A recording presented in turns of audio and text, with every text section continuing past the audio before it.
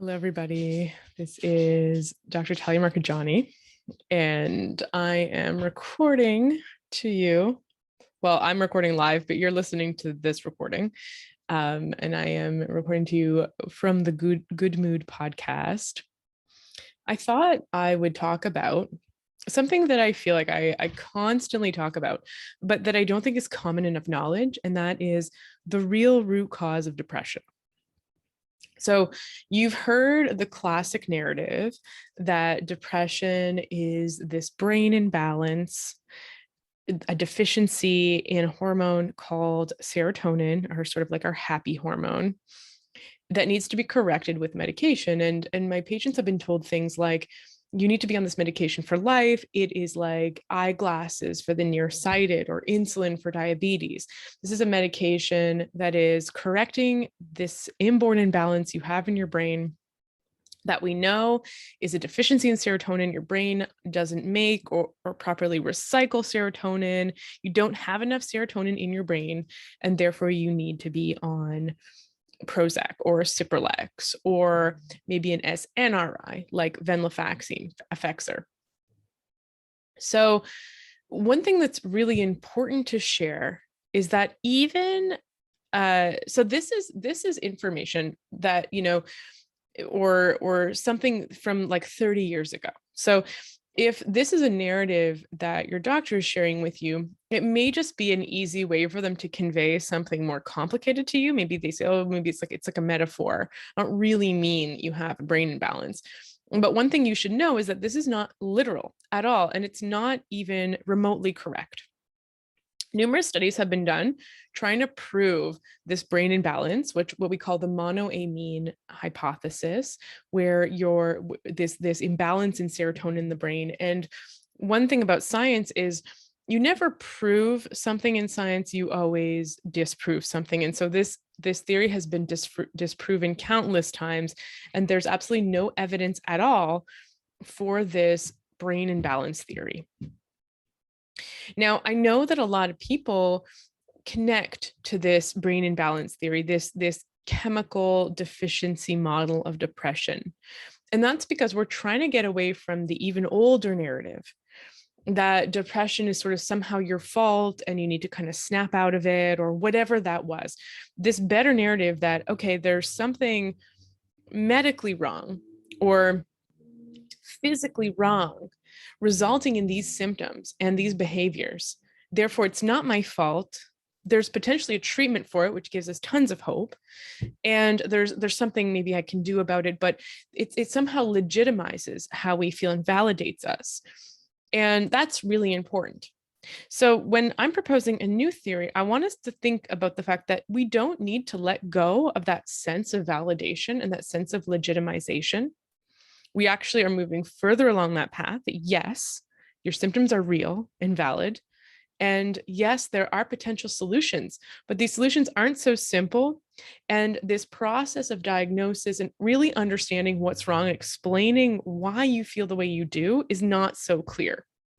And that's just the truth. But there is one major theory for what causes depression. The problem is finding out what causes depression, which we will talk about. I'm also going to read an article about this phenomenon called inflammation that we'll discuss as well.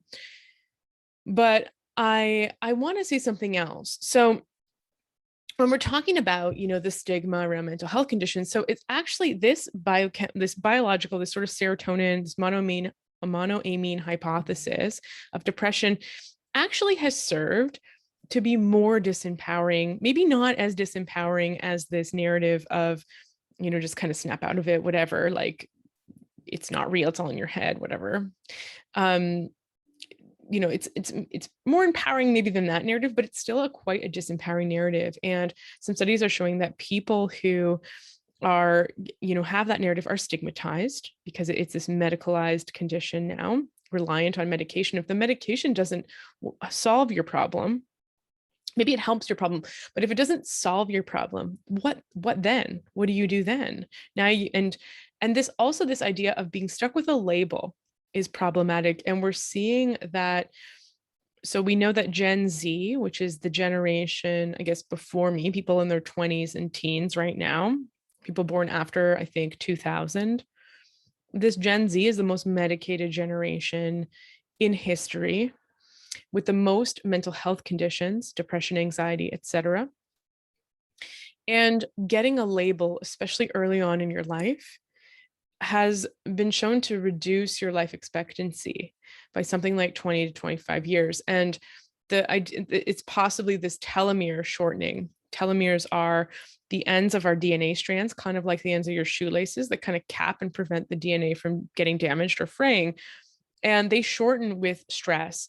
So a label, this stigma, which are monoamine hypothesis, one, underlying imbalance medication model is not working to end this stigma. It's further perpetuating it. And so we've got to start to actually ask, why do people experience depression? What factors come together to create the symptoms that we call depression? Does everybody with the symptoms of depression have the same thing going on under the surface, kind of like an iceberg?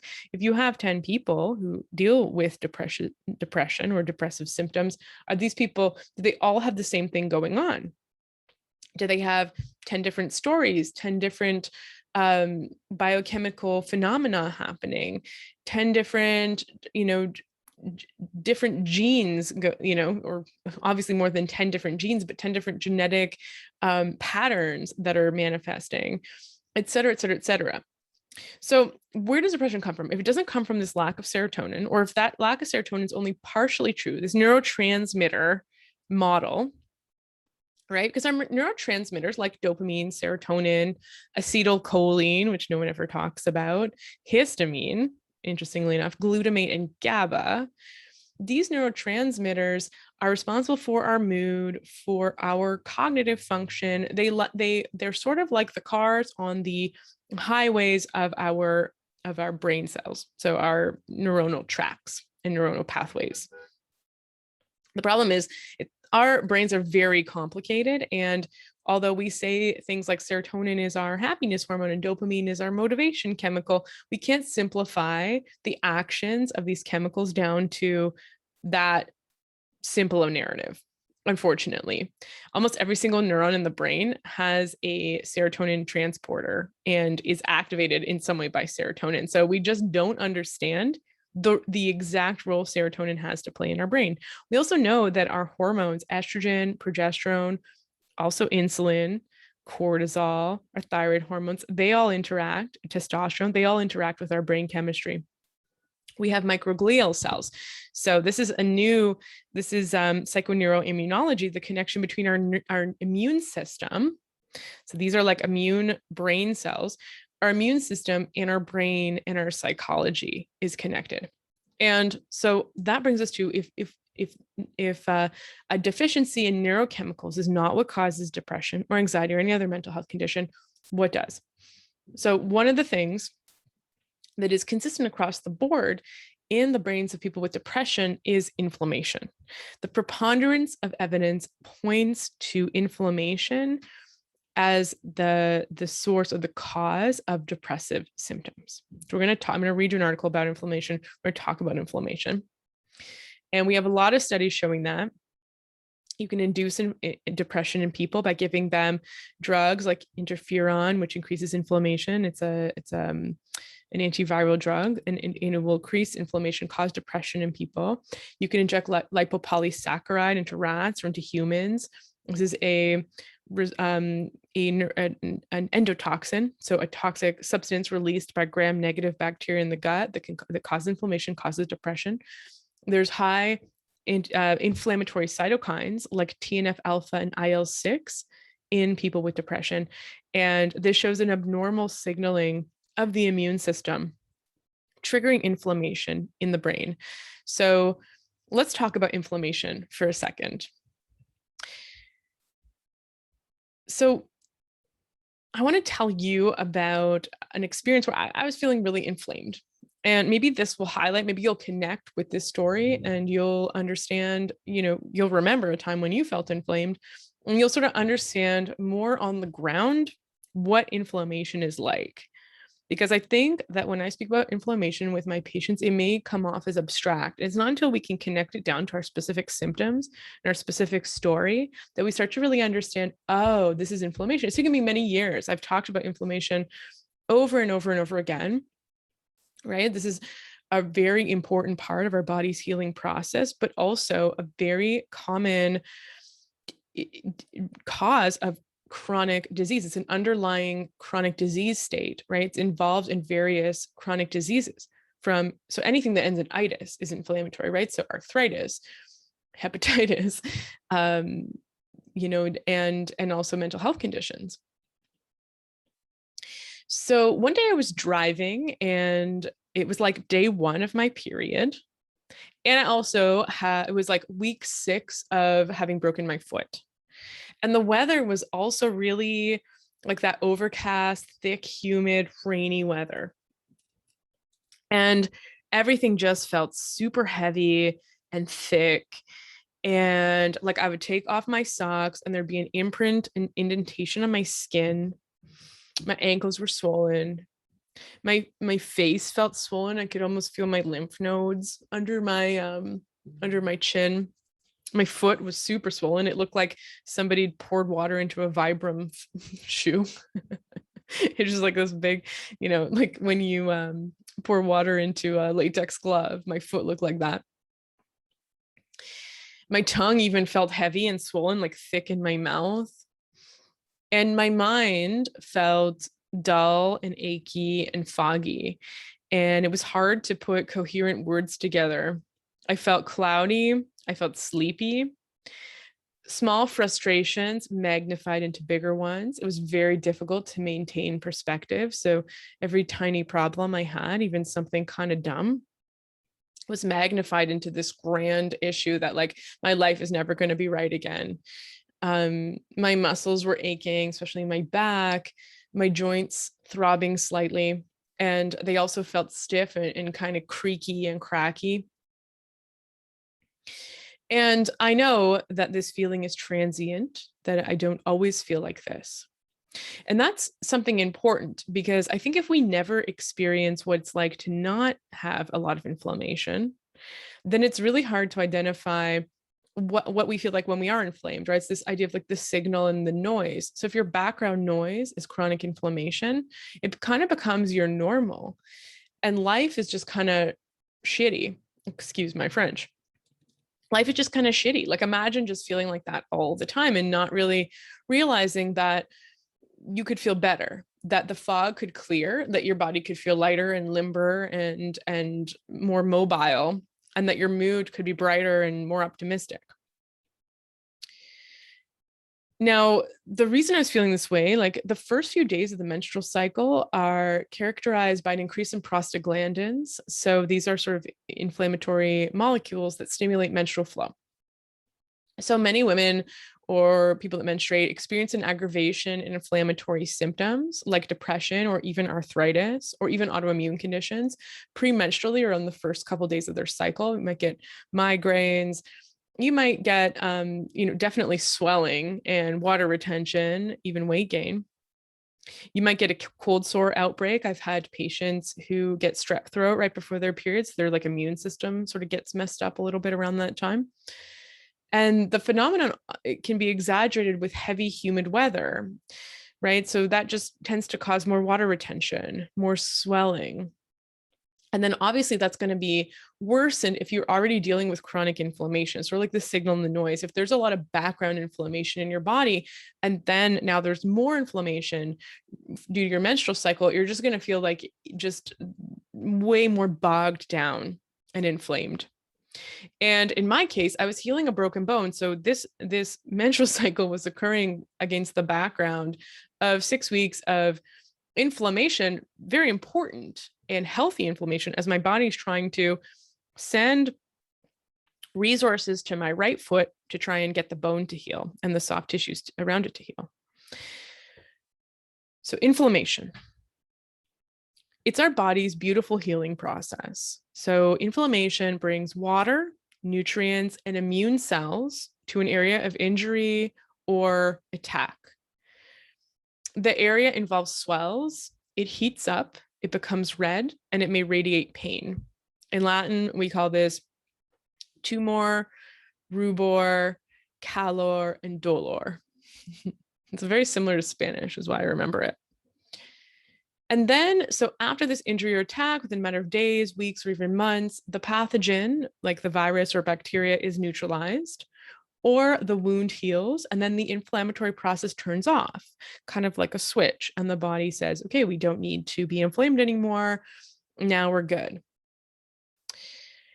But the problem is when inflammation is low grade and chronic, right? When it becomes the background noise against which we live, the soundtrack to like our life's movie. And that's, many chronic health conditions, and it's kind of a chicken and egg thing, but many of them are inflammatory and have inflammatory root causes. So diabetes, arthritis, chronic PMS or PMDD, so premenstrual syndrome or premenstrual dysphoria disorder, something I'm seeing a lot of in my practice. This is like where you become non-functional week before your period, lots of and usually one or more physical symptoms as well. Depression, anxiety, migraines, bowel and digestive issues, many of them, all of those have an inflammatory component. So I tell my patients, inflammation, think of inflammation as everything that makes your body feel bad. And this is because your body, when it's inflamed, is trying to heal something. So something wrong, there's something wrong happening, right? Your body is under attack or it's wounded, or so it thinks. And your immune system is trying to get that thing to heal. Okay, so it makes sense if you feel bad, if everything feels bad, if you feel sore, if you feel tired, if your mood is kind of crappy, if you want to retreat, stay inside, kind of avoid life, not deal with extra problems and extra things and extra projects. It makes sense. The inflammation makes us feel crappy, right? It makes sense that I'm not like super excited and gung-ho about life if I've broken my foot, and that I naturally want to retreat, watch movies, sit with my foot up, and just give everything a break and let my body focus on healing. But it's also important to think, okay, so anti-inflammatory practices or things that help us resolve chronic inflammation make us feel good. So having healed my bone, or, foods that calm inflammation, teach our nervous or our immune system that there's nothing to fight, that everything's cool, herbs that help clear infection, and etc. These all make us feel good. They clear up the fog. They make us feel energized, happy, healthy, light. And I don't mean light in terms of weight on the scale, but just that feeling of like lightness and energy and grace and movement in the body that we all like, this energy that we feel. And many of us are used to low-grade inflammation as the norm, as I've said, as this background noise in life. And maybe we have this vague sense of things could be better, and patients may their main concern may be like mood, like depression, anxiety, like an actual diagnosis, or they might just feel like, I don't have energy. I just don't feel as good as I feel like I should. Like, why do I just not feel great? And maybe they have a time in their life that they're looking back on where they were like, things were going well. They felt motivated. They were going to the gym. They felt strong physically. They felt optimistic mentally. And they're like, I'm just not feeling like that right now. Something's off, right? So we feel like we could have more energy, more lightness of being in body, feeling more uplifted, optimistic, clearer thinking and cognitive function, that sharp, quick wit and mind, better focus, less stiffness and less swelling, better athletic performance. So we know that obesity and weight gain are likely inflammatory processes. And this is something I always talk about, because a big mistake that we've made throughout the years or decades has been to blame obesity and weight gain solely on calories. And I find that in 99% of my patients, there's an underlying inflammatory process occurring, and that's what is potentially causing insulin resistance or hormonal imbalances, but also causing the body to hold on to weight. And that weight may not even be fat tissue. It might be water. we hold on to a lot of water, right? Like remember, tumor, swelling. We hold on to a lot of water when we're chronically inflamed. And that can reflect large changes on the scale and large changes in how your body feels. Like think about when you have PMS, like I've gained 7 pounds from one day to the next, gained and lost 7 pounds from one day to the next when I was expecting my period. Insulin resistance and metabolic syndrome are also inflammatory in nature. And it's, like I said, it's hard to distinguish chronic swelling and water retention and actual fat gain. And the two can also be closely intertwined. And the problem with inflammation is that when it starts to cause chronic disease, that chronic disease keeps us in an inflammatory state. When things start to go wrong, our body keeps trying to heal, possibly involving the immune system. And we get this chronic inflammation. So just an aside here, but it's unfortunate that weight loss is prescribed as a treatment for things like hormonal imbalances or other conditions caused by metabolic imbalance, right? So when I have patients who have underlying insulin resistance, and that may be contributing to another condition like a hormonal imbalance, like in the case of polycystic ovarian syndrome, like infertility or arthritis or depression, and these patients are told to lose weight. It doesn't quite make sense because it's very difficult to lose weight when you're inflamed and when you're insulin resistant if you're not actually addressing that level of the problem. And because most people, when they hear lose weight, think eat less, exercise more. And that might not solve the inflammatory problem. We've got to figure out why inflammation is occurring. And not only has this patient probably made several attempts to lose weight, and the unwanted weight gain is likely a symptom rather than a cause of the chronic health complaint. So we've got to learn how to get to the root of that. And that's why I created this course, You Weigh Less on the Moon. It's both to kind of eradicate diet culture and then to actually learn the underlying cause of metabolic dysfunction. It doesn't matter what weight you are. It matters how you feel. If you have underlying metabolic dysfunction, you might be attributing this feeling of like we talk about, like fat is not a feeling. Like I feel fat. Like, well, fat is not a feeling. Like maybe it's a word you're using to describe this malaise that you're experiencing. Maybe chronic inflammation and metabolic dysfunction. And so here's how to solve it. Here's a couple of things to focus in on. Right? It's like pulling the splinter out of your foot, right? Rather than taking Advil to fix, like there's a pain in my foot, I'm going to take some Advil. Let's actually like look at your foot, pull out the nail or the splinter that's causing the pain. So check out that course, You Weigh Less on the Moon. It's in my online courses, learn.goodmoodproject.ca. So in this case, both the main complaint, like the migraines, the PMS, the endometriosis, another common condition that I'm seeing, common in my practice, and very undiagnosed. A lot of women have bowel issues, maybe anxiety, and very painful periods and the painful periods were addressed usually with birth control pill, which is not quite a solution. And now these other conditions are still continuing on and getting worse over the years, and they haven't connected it. And endometriosis is difficult to diagnose. It's diagnosed with laparoscopic surgery officially, and that's not something you really do unless you know you have endometriosis. So there's a bit of a catch-22 when it comes to diagnosing it. Difficult to see in ultrasound. But if you have very painful periods, and then you have some bowel involvement and some mental health involvement in your symptom picture, and you feel like those are three separate issues, they very likely could be linked. And there are specific treatments, nutrients, things to assess and to look at that we can do as naturopaths without the official diagnosis that is quite invasive. The depression, the arthritis, all these conditions, and weight gain are likely all due to an inflammatory process occurring in the body. This is why, depression has the obvious symptoms, right? Like, the changes in appetite, the changes in sleep, the low energy, the lack, the anhedonia, right? The lack of pleasure, interest in things you once took pleasure in. Can't get out of bed, that whole thing, like that pretty typical low mood, everything's kind of gray and dark. But then there's also these other weird symptoms, right? Like back pain, digestive issues, dizziness, and all of these other things are potentially, related to the inflammation. And so when we try and treat one of these symptoms, like let's say you're trying to just treat weight gain, because you think, okay, maybe that will help. Well, that may aggravate the inflammatory process depending on how it's done. Like if you're already very stressed out and you're trying to go train for a marathon or go running, that may just exacerbate this cortisol resistance that may be occurring that's causing inflammation.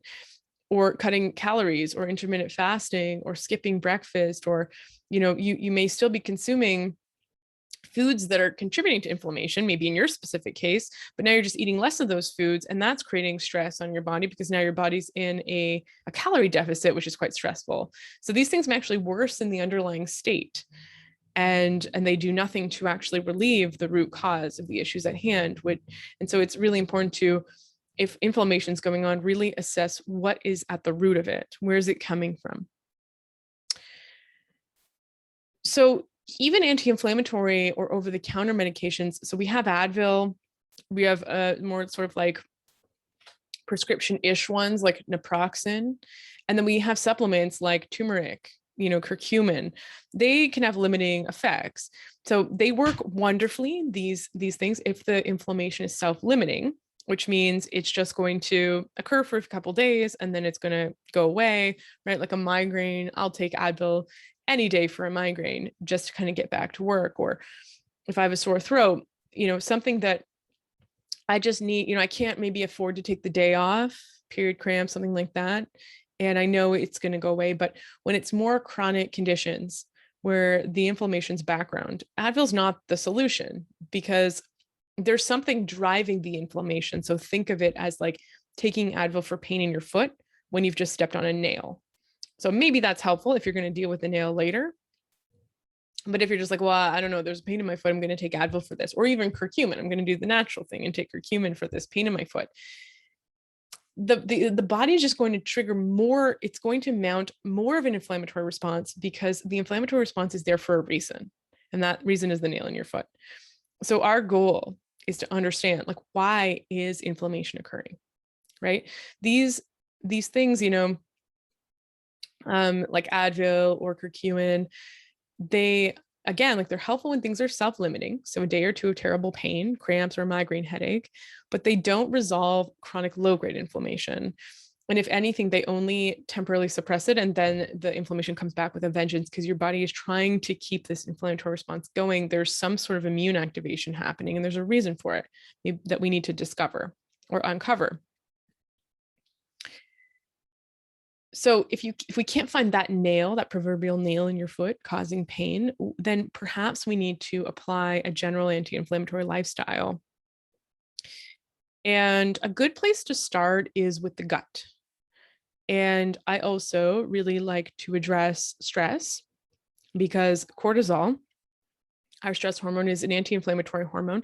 So Gabor Mate said this wonderful piece in his documentary, The Wisdom of Trauma. He said, what are the drugs that we use for asthma? You take a corticosteroid inhaler. When you have a skin infection, what do you use? You use a steroid cream. When you have arthritis, what do you take? You take a steroidal medication. He's like, so we're taking steroids, corticosteroids, for like every condition. And what are steroids? They're analogs to cortisol.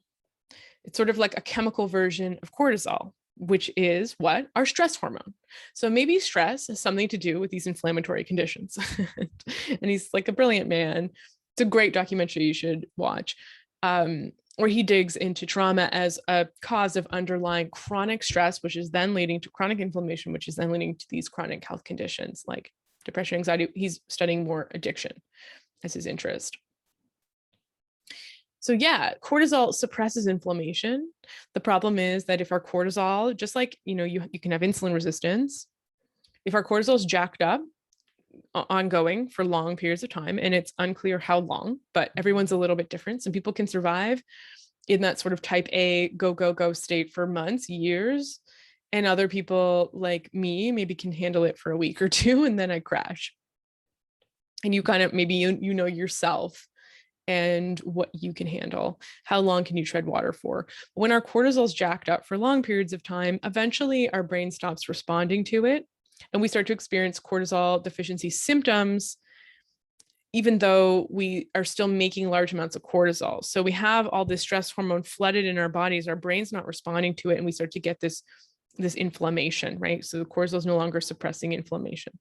Now, this is a chicken and egg thing, because if you have a lot of chronic inflammation in your body, that calls on cortisol to try and manage the inflammation. So having chronic inflammation, like having that piece of glass or that nail in your foot, is stressful. And you know this, one of my colleagues, Dave Miller, and you can listen to this in our podcast that we did together. We did a couple, but there's one where he comes on as the gut gangsta, and he talks about gut health and mood. He says this, and I always repeat this to my patients because I love it. You know, he's like, where we're talking about gastritis, which is a inflammatory condition in your stomach. And he always looks at that, and he looks at someone with gastritis and chronic stress. And he says, you know, your vagus nerve, the nerve that goes from your stomach to your brain, is signaling this danger, this issue, this inflammation that's occurring in the stomach. And it's sending these signals to your brain, being like, fire, fire, fire. It's like a smoke alarm going off constantly. Come deal with this inflammation. Come heal this thing. Your brain is getting these signals. And then from your environment, maybe you're getting the regular stressful signals of life. Like maybe you've got relationship problems. Maybe you've got financial problems. Maybe work is stressful. Maybe, you know, like your boss, maybe you hate where you live, and you've got these chronic problems of everyday life, and you've also got gastritis. And so Dave says, he goes, maybe I can't fix your marriage problems, but I can fix your gut inflammation. And that will take a massive load off the stress pile that you've got on your back. And I really love that. And, you know, we do counseling, and we can, you know, help with marriage problems potentially, or help refer to someone that can, and it's important to deal with. But, you know, how much is chronic inflammation making our life problems worse? Because it's decreasing our bandwidth to actually handle and make decisions and be able to cognitively process these issues and come up with solutions for them. It's suppressing our brain's ability to make new neural connections, et cetera, et cetera. And so we want to look at, you know, gut health as well, because the gut is where 70% of our immune system lies. And there's definitely this connection between gut health and chronic inflammation, mental health conditions, the gut-brain connection, the microbes in our gut. And there's a whole ecosystem down there that we should be examining. There's a really interesting article called Bread and Other Edible Agents of Mental Disease that was published in the Frontiers in Human Neuroscience in 2016. And this talks about how gliadin, which is gluten, essentially, the protein in wheat, rye, and barley, can cause something called leaky gut or intestinal permeability. This is something really important to look at and consider if you deal with anxiety or depression. And it may not just be bread. There could be other foods that are causing this inflammation that's causing this leaky gut. And that creates systemic whole body inflammation. So the tight junctions, the space between the cells in our gut lining open up and allow whole proteins to enter into the bloodstream, even cross the blood-brain barrier, and create this chronic immune activation, inflammation, and mental health symptoms. The other thing the paper points out is that there is this phenomenon where the bread itself, and this is also true of dairy, releases opioid-like compounds, which can affect our mood and how we feel. So it gives us a sort of drug-like effect. And so they recommend a grain-free diet. And now this is something to consider, but I do have a food sensitivity course as well to check out if you're interested in looking at that and exploring that as an underlying cause of chronic inflammation. And now the thing with gut health is that we don't always get symptoms of gut inflammation. Like, it's really hard to tell the state of your intestinal lining. And sometimes the only symptoms we have are these systemic or whole body inflammatory symptoms. You may not feel bloated or constipated or have diarrhea or have stomach pain. You might, but really the pain receptors in our gut are related to stretch. So unless people have gas, I don't typically see a lot of symptoms of leaky gut that people feel in the gut. So far too many of my patients that have leaky gut and chronic inflammation don't really have a lot of gut symptoms. So if you do, it's really important, I would say, to consider, the gut brain connection in your treatment plan or your strategy to deal with your mental health conditions. But even if you don't, it may be worth exploring gut health and the role food may play. And so I do have a nutrition and mental health course, and there's going to be some announcements around that coming up soon. But I also have a food sensitivity course, and I think it's just $27. I'd highly recommend it. It also talks about this remarkable, famous case study of a professor and his daughter who stopped eating basically all potentially inflammatory foods and completely cleared up their depression and autoimmune conditions. And it sort of solidifies or gives credence to this hypothesis that maybe depression is just a result of an autoimmune condition or some sort of undiagnosed autoimmune condition in the brain. So when we're talking nutrition is at once a complex, confusing, and contradictory science, and then at the same time, a very simple endeavor. Think about, take yourself back to hundreds of thousands of years ago. Nutrition was the simplest thing ever for our human ancestors. We simply ate whatever we found that tasted good. This meant we ate meat, we ate fish, we ate sort of all the parts of the animals. We ate ripe fruit and vegetables and other plant matter that we could break down easily with minimal processing. And that's about it. We didn't eat red dye number 3 or artificial sweeteners or heavily modified grains sprayed with glyphosate and heavily processed flours that need to be milled and pulverized with mechanical tools that weren't available to us hundreds of thousands of years ago. We didn't consume seed oils that require several steps of solvent extraction, deodorization, and whatnot. We didn't eat modified corn products or high fructose corn syrup or carbonated drinks that are artificially colored and taste like chemicals. We didn't eat natural flavors, which are not natural at all. We knew our food. We knew it intimately because it was either grown, raised, or hunted by us personally or by someone we knew very well. And we knew where it came from. And now we have absolutely no clue. Although there is this movement, first of regenerative agriculture, which I'm so into, but also this movement to know your food more. And I think it's wonderful. The trick is figuring out how to keep living our lives with all the things we got going on and not become totally obsessed by our food, and then have this sort of healthy balance where we know that we're being nourished. We're living a little bit more closer to nature, I think. But this onslaught of random foodstuffs can wreak havoc on our systems over time. Our bodies are resilient, and you probably know someone who apparently thrives on this diet full of random edible food-like products. I love this term from Michael Pollan in The Omnivore's Dilemma.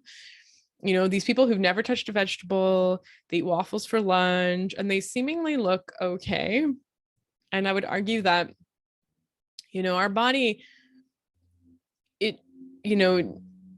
we can handle toxicity, right? It's like you had these kings that would teach themselves how to tolerate arsenic so they couldn't be poisoned back in medieval times. So yeah, you can tolerate a certain amount of toxins and poisons, and your body can figure out places to put it and hide it. But I wonder how healthy we could ever be if we're dedicating so much of our body's energy to clearing out these and processing these things that aren't food. How many nutrients we're missing out on, both from our food, but also nutrients that we're wasting to process the food. Like we know that white sugar requires extra magnesium to process. And so it depletes our magnesium, which is already potentially low because we're not eating foods typically that are very high in magnesium. Our soil quality is not magnesium rich anymore, and so on. Our bodies, we have the capacity to heal and to live without optimal nutrition, regular meals that nourish us and heal us rather than impose another adversity to overcome, right? Like this toxin to clear. But these this lifestyle can diminish, our capacity to heal and live without optimal nutrition can diminish when we start adding in these environmental chemicals and toxins, mental and emotional stress, lack of sleep, invasion of blue light all hours of the day, bodies that are prevented from experiencing their full range of motion, and so on. So although nutrition is extremely important, and I found it this really important pivotal thing because it's so pervasive in our lives, that I find that when people make meaningful to them changes in their nutrition, which, all of the diets that work because they're anti-inflammatory and nutrient dense. And so you've got to make sure that that's part of it. Like if you're going to go vegan, it's got to be anti-inflammatory vegan and nutrient dense vegan. That may be different for one vegan to the next. If you're going to go animal-based, same thing. I find animal-based, sort of like a paleo type diet, just a little bit better for most people. But there are ethical reasons why someone might want to be vegan. And so as long as it's anti-inflammatory and nutrient dense, that's a meaningful dietary change. And so whatever meaningful change someone wants to do, I believe because it's such a big shift in somebody's lifestyle, that it has this extra power. Like it encourages us to move a little bit more, right? To drink more water, to consider the source of our water. And then because we're reducing inflammation by making this huge change, because diet and food is such a potential source of inflammation, that we start to reduce that background noise that we talked about. We start to feel less inflammation, and we start to feel differently, and that creates a different pattern in our brain and in the way we relate to our bodies and the world. And so this can be very powerful.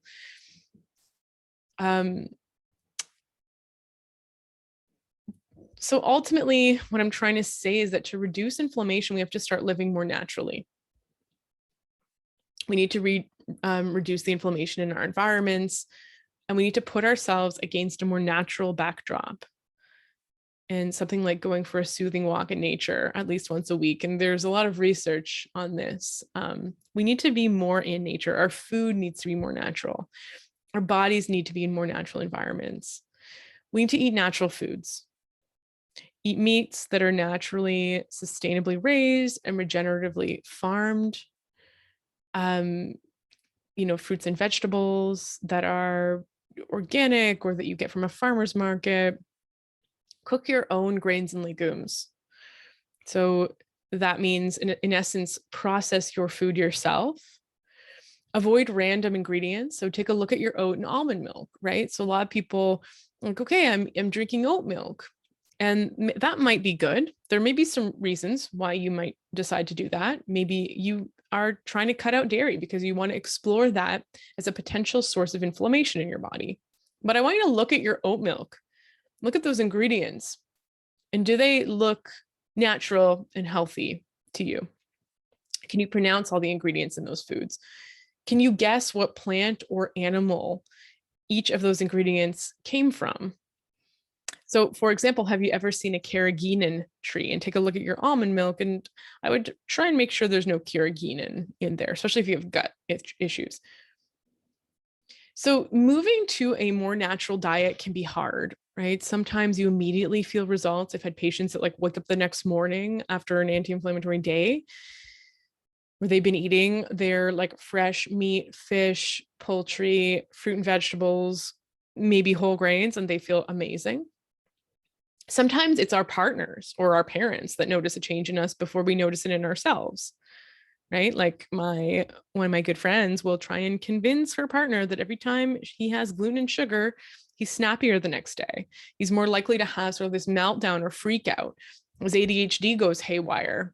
It's difficult when you're in that state, right? You got other things to think about rather than being in your body. And so sometimes other people may point it out or notice it before you do. And maybe that's important to pay attention to. And it's also important to pay attention to the patterns, because you may not notice it, every one-off situation, but over time, you want to pay attention to what happens after I eat gluten, let's say. What do I feel in my body? How significant is it? How long does it last for, etc.? To change your diet, usually involves making a plan. So grocery shopping, making a list of foods you're going to eat and maybe foods you're not going to eat, coming up with some recipes that are tried and true that you just do kind of on autopilot, things your kids like to eat, things that kind of work for the whole family. You probably got to get your family on board for this. And for that, check out Nicholas Hundley's episode with me on the Good Mood podcast. He talks about sort of inspiring your family and the importance of getting your kids to eat and proper food too. You might have to develop some systems for the rush nights and takeouts and snacks and patients, like when someone's got hockey and someone's got drama class and someone's got soccer all in the same night, and something's at 5, something's at 6, and something's at 7. How are you eating when you used to just grab a pizza? Like, what are you doing now? And one of my colleagues, Jordan Robertson, talks about how we like to, we'll try something. We'll be like, okay, let me try, pre-packing lunches for the week. And the first time you do it, it's going to suck. You're not going to be good at it. You're not going to know what containers to use. You're not going to know how long to boil the eggs for, or the broccoli is going to be like gross, smelling like fart by Friday. And there's like a really hilarious Baroness Vaughn sketch on CBC about this, where she's eating her gross soup that she pre-packed and everyone else is going out for pizza and sushi. Like, you're not going to be good at it the first time. And so don't use the first time you're trying to create a new system to be the feedback of whether your system's working. You got to get better at it. And then it just becomes second nature. And then it's not a problem anymore. Like in my case, like I was saying, I don't consider pizza an option, and it's totally fine. It's not because pizza is inherently evil. It's just, it doesn't work for my body. It doesn't make me feel good. It doesn't help me on the road to what I define as health for myself. And so when I need to grab something quick, I have some options available to me. I kind of know in the fast food world, like what I can eat, what doesn't affect me too badly, and what I can grab in a drive-through if I really need to. And then I have some other strategies to prevent myself from needing drive-throughs. And this has all just been tested and tried and true over time. It takes patience, it takes practice. And often, you put in a lot of effort and you don't necessarily feel better right away, right? Sometimes it takes inflammation a while to resolve, and it takes the gut time to heal. I was doing a series of fasting back in 2017, and I have this experience that I'll never forget of what it was like to fast for 24 hours and feel like all my inflammation just drain away. And I don't necessarily think that everybody needs to fast for 24 hours. It's pretty tough. And it took a lot of preparation and planning to do it, to make sure I wasn't dehydrating myself or getting salt deficiency. But to really feel what it was like to not be inflamed was such an important experience. And it took 24 hours of no food. If there's something that you're trying to heal from, it may take longer and you might not have that deep, like, release feeling. I noticed that a lot of my patients are, potentially addicted to certain chemicals or ingredients in processed foods. And so this is one phenomenon I've noticed that I mentioned in an Instagram TV video.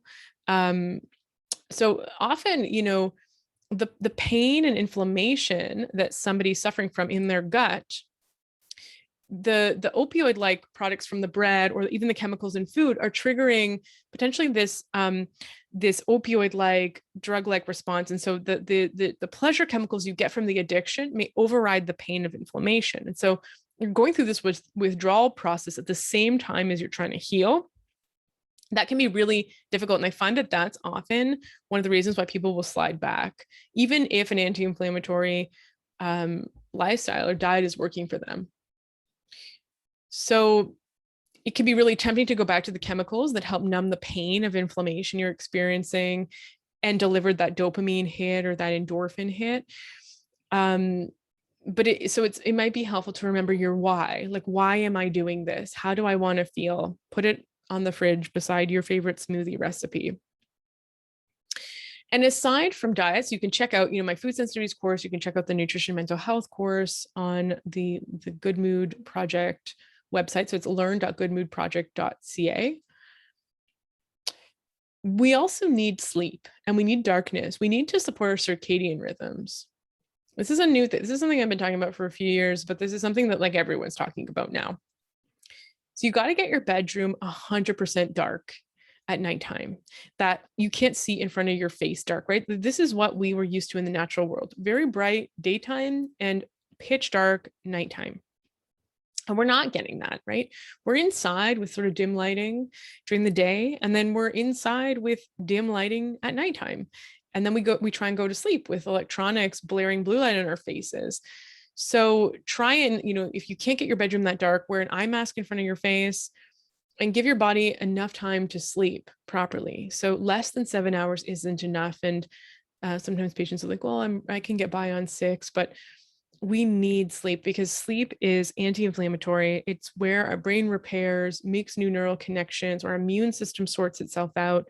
Melatonin is such an important anti-inflammatory antioxidant as well as a hormone. It's involved in, it's something else I'll recommend as a supplement for autoimmune conditions. But if you can get natural melatonin from deep darkness and proper sleep, that's even better. It's also important to note that a lot of biohacking practices, biohacking is like sleep masks and blue light blockers, and there's like blue light devices that go in your ears, and there's like these circadian rhythm whatevers and rings that tell you about your heart rate variability. All these things are really just it's like trying to replace nature, right? Like if you just lived on the beach in Costa Rica, you would get all this stuff for free. So it's important to, maybe go and sit and watch the sunset as often as you can, because the light from the sunset stimulates melatonin, the red light. And, rather than change, you can change the red, like the lights in your house to be red lights. And that's also helpful, especially if you have kids that won't go to bed. But what if you just watch a sunset, watch the stars, expose yourself to darkness, to the night sky, as we would have done for hundreds of thousands of years. We also need to move our body in all sorts of ways, right? Not just like necessarily like 2D, like walk or run or elliptical or bike, but like dancing, swimming, moving in 3 dimensions, yoga to experience the full range of motion of your joints. Like it's really interesting. I was getting back into yoga after breaking my foot, and I was able to understand what my body couldn't do through the process of getting back into yoga. Like I couldn't bend my foot a certain way. I couldn't put my knee on the ground.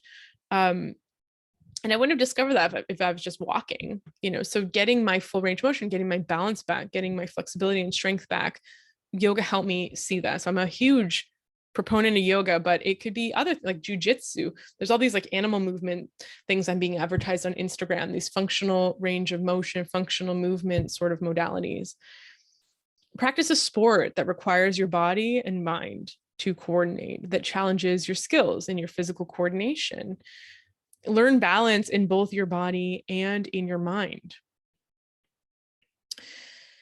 Movement, supports this chemical in the brain called brain-derived neurotropic factor. There's also glial-derived neurotropic factor too. It's sort of like Miracle-Gro for brain cells. So these are growth factors that support like meaningful changes in the brain. And that could include like making more brain cells, and new brain connections. And it's very anti-inflammatory, very mood enhancing, and very important for our mental health. Like the reason that we have brains is so that we can move.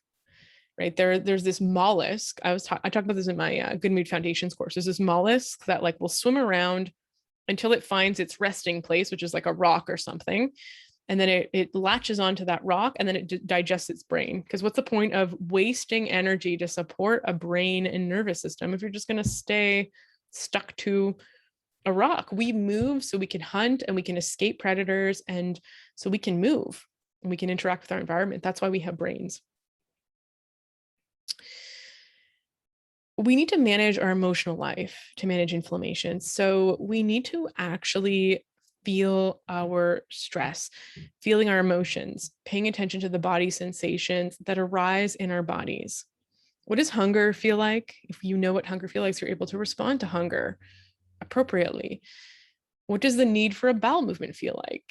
And this is like a weird question, but it's something that happens. Like a lot of chronic constipation comes from bowel movement suppression, like suppressing the urge to poop. How does thirst arise in your body? Can you recognize these physical sensations? And what about your emotions? There's a theory that, emotions occur as physical sensations in the body. Well, emotions do have sensations often that go with them. Like, what does anger produce in your body in terms of sensation? Can you feel anxiety build? And what do you do with these emotions once they arise? Are you afraid of them? Do you try and push them down? Or do you let them arise? And what Rumi in his poem, The Guest House, says, do you meet them at the door laughing? Let them flow through you. The last episode I released, the 90 seconds to emotional resilience, goes into this in a lot more depth. And it's a review of a really great book called 90 Seconds to a Life You Love by Joan Rosenberg. So to practice this, journaling, meditation, mindfulness, hypnosis, breath work, art therapy, etc., they can all be helpful tools for understanding the emotional life and understanding the role of chronic stress, how stress rises in your body, builds and falls, and toxic thoughts play in perpetuating inflammation. So this piece is related to that cortisol resilience that we talked about. So cortisol is super important hormone for mental health.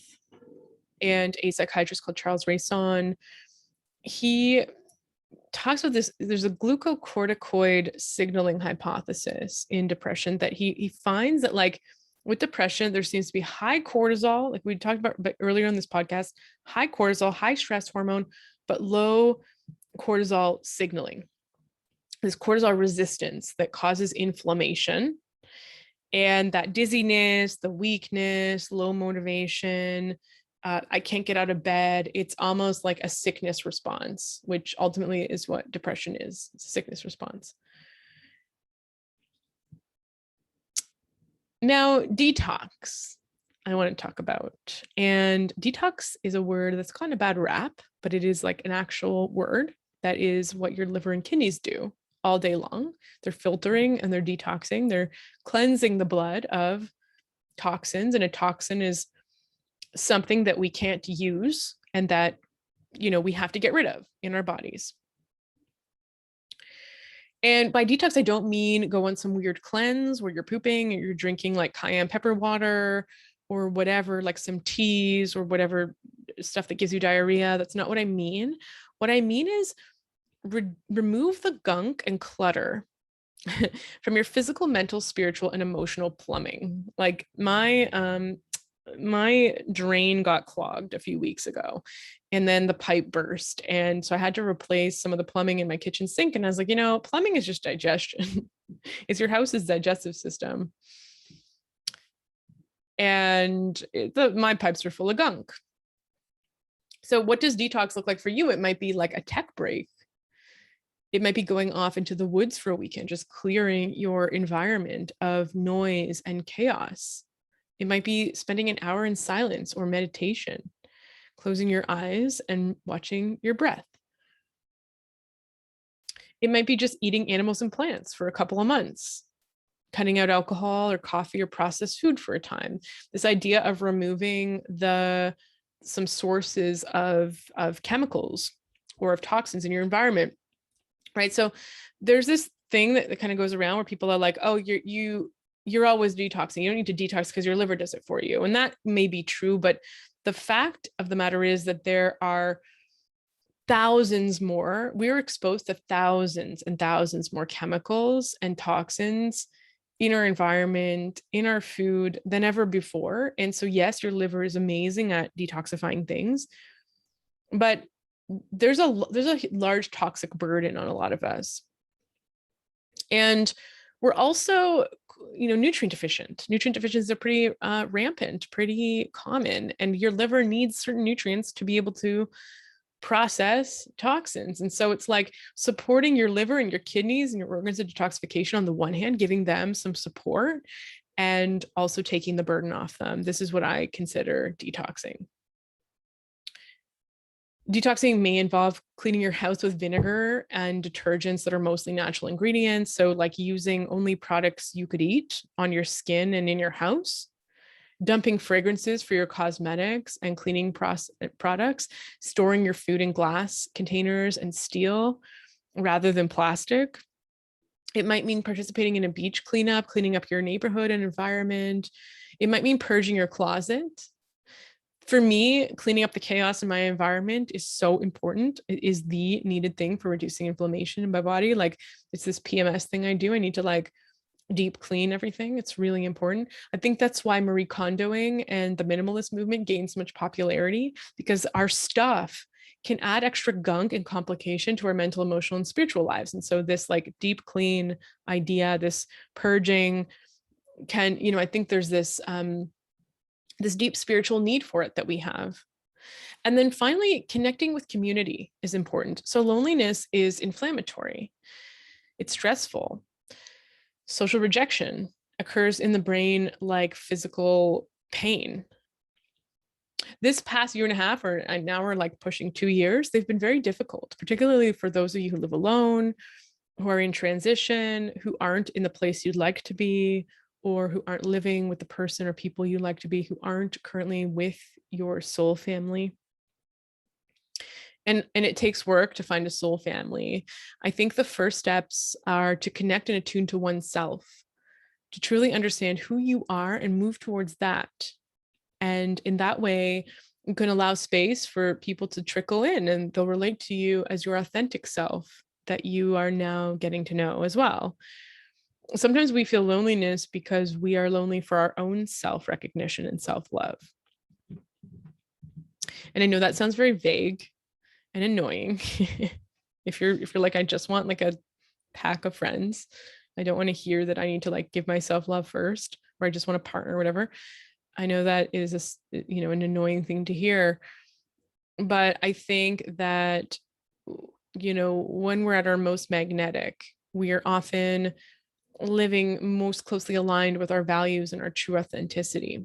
And sometimes just writing a list of your true authentic self, your values, could be the first steps in getting close to in calling in your soul family.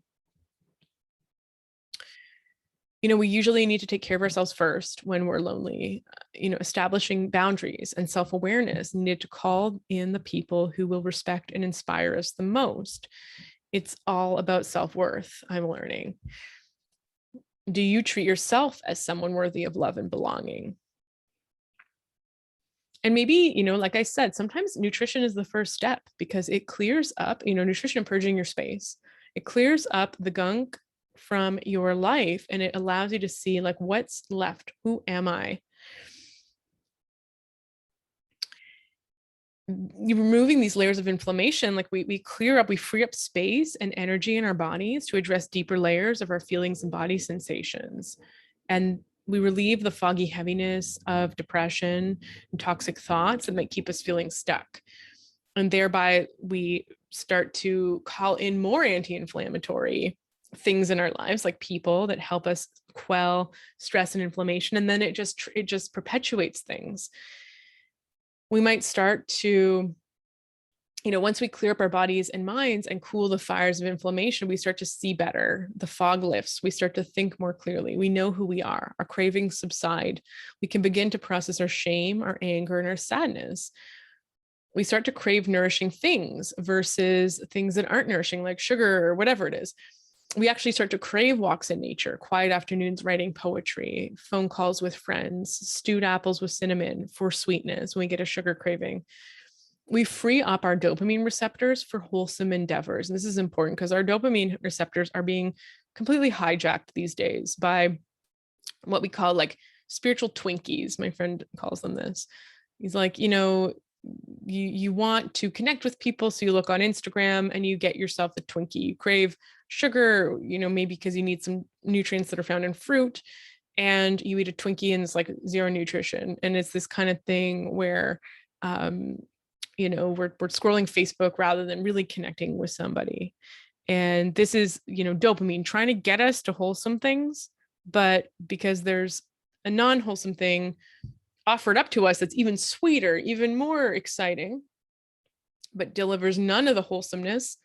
It sort of confuses the whole motivational process in our brains. And so when we free up our dopamine receptors, when we clear out that like extra sweet, extra addictive stuff, we start to really feel excited by the pure things in life. In my experience, we move in the direction of our own authenticity. And I think this process naturally attracts people to us, and it naturally attracts us to the people who have the capacity and love to love and accept us for who we are. We're no longer relating to people through our wounding. And I think that once we start to build community, people who are also embracing an anti-inflammatory lifestyle or trying to move in that direction or trying to live more closely to nature and care about nature in whatever way that shows up, whether that's, living environmentally friendly lives or interested in regenerative agriculture or walks in the woods where you forage for mushrooms or surf or whatever. When you get this anti-inflammatory community of people who are doing meditation, yoga, this non-toxic, nourishing, wholesome group of people that make your soul sing, the path actually becomes a lot easier because now temptation is not as prevalent. And, really we are social creatures and we want to belong to a community. We want to belong to a tribe. And when we are, connected with people who we're responsive to repetitive programming. So when you see somebody, when every single person has pizza for dinner, 2 or 3 nights a week, or grabs a sandwich from the vending machine for lunch, or smokes a cigarette or whatever, drinks 4 drinks after work and scrolls Instagram and watches Netflix. That signals to our brain that that's normal. That's what our community is doing.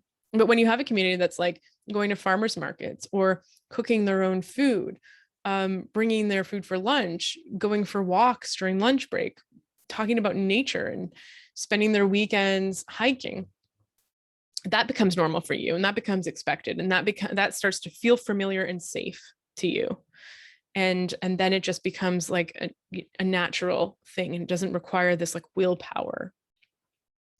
When you're surrounded by people who live life the way you do, with respect for nature, of which our bodies are a part, we are nature, who prioritize sleep, natural nutrition, mental health, movement, emotional expression, self-exploration, it becomes more natural to do these things. It becomes safe. It becomes normal. Your brain's like, yeah, that's how it should be. It no longer becomes a program or a plan or a process that you're in. It just becomes a way of life. Why would anyone do it any other way? And so the best way to overcome the toxicity of a sick society, because our society in many ways is nourishing, but in many ways is just not aligned with our natural tendencies and needs. And just, it can't fulfill our needs if we just, follow society to tell us what to eat and how often to move and what to do. The remedy for this is to create a parallel society, to find people who are living the way that you want to live. And when you're surrounded by people who share your values, you no longer need to spend as much energy fighting cravings, going against the grain, succumbing to self-sabotage, feeling isolated if you stray from the herd and eat vegetables and go to sleep early, feeling like an outcast, like something's wrong with you. You actually now feel like you're part of a culture in which caring for yourself and living according to your nature is, well, natural. There's nothing to push against or detox from. You can simply rest in healing because healing is the most natural thing there is. And that's where I'm trying to get my patients to. It's where I'm striving to get to. And so we started at like inflammation, and we ended up in this like alternate parallel hippie society. But the point is, we got to look deeper. Like when we have epidemics and pandemics, like we have with mental health conditions, where we are now raising the most medicated and labeled generation in history, we have to ask ourselves, what is happening? So first of all, why are these conditions arising? What are the root causes of these conditions? And when we discover it's inflammation, we have to say, why is there so much inflammation? Why are people so inflamed? They're nutrient deficient. They're chronically stressed. They're deprived of natural sunlight and natural darkness and sleep and community and wholesome endeavors and three-dimensional movement and nature. Their dopamine receptors are completely saturated by the Twinkies, like spiritual, emotional, mental, and nutritional Twinkies. And it's tricky because the deeper we head in that direction, the harder it is to steer the ship, and the harder it is to get back to more natural ways of life. But the good news is we don't have to completely go back, because studies show that like an hour a week spent in nature has these anti-inflammatory benefits. And so it's not like you have to live in the woods. You just need to immerse yourself more in the woods. Wearing blue light blocking glasses could be helpful. Red lights in your house, setting a bedtime alarm, using electronics to your advantage, taking tech breaks, finding ways to motivate yourself that don't rely on this like natural like hijacking of dopamine, and so on. And so, that's the episode on inflammation. Thanks everyone for listening.